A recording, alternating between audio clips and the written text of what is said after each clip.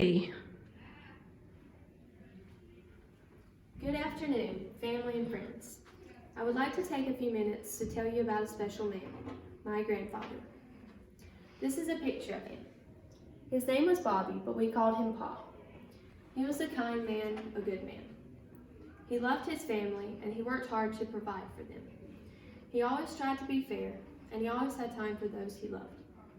He made sure every grandchild had candy for every holiday, and sometimes in between. When Pa gave you candy, he didn't give you a little, you got your own bag.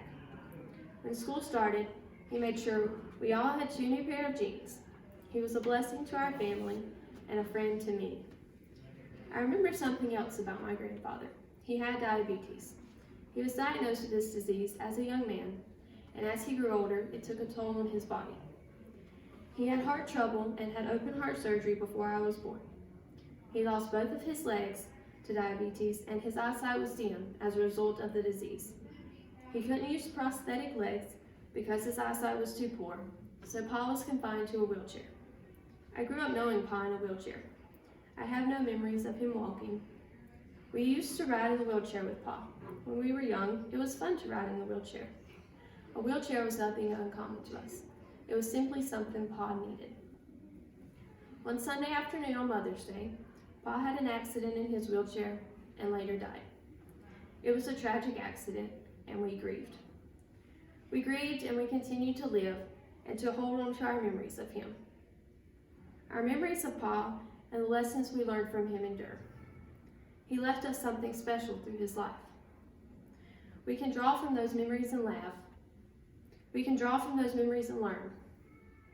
We can draw from those memories and challenge ourselves to be like him, to make him proud. You see, Pa was strong.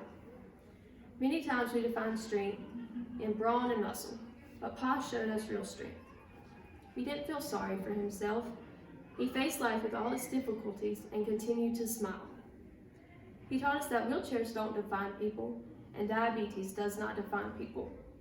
People are defined by the life they live, and his was a life well lived. What is a life well lived? A life well lived is a life of integrity and honesty. It is a life that puts others first and gives. It's a life that makes a difference in the lives of others.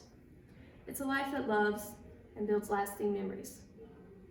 Your family won't remember all the hours you spent at work or all the money you put in the bank, but they will remember the time you spent with them. And Pa understood that. His devotion was to God first and family second. Everything else came after these two. He didn't leave us lots of money or material goods. He wasn't financially rich. No, that wasn't Pa. Pa could best be described as a man who worked hard, an honest job, and devoted himself to God and to his family. He left us with a godly heritage that we treasure. You see, a life well lived cannot be measured in dollars or position.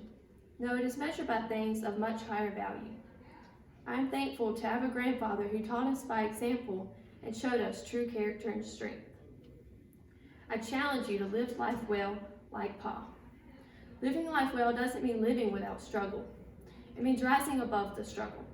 You may not be able to change a situation, but you can change yourself. You can choose your attitude. Living well is a choice. My grandfather's life exemplified this. He chose a life well lived. There's a quote by Vivian Green which states, "Life is not about waiting for the storm to pass. It's about learning how to dance in the rain." Pa had no legs, but he danced beautifully. Thank you.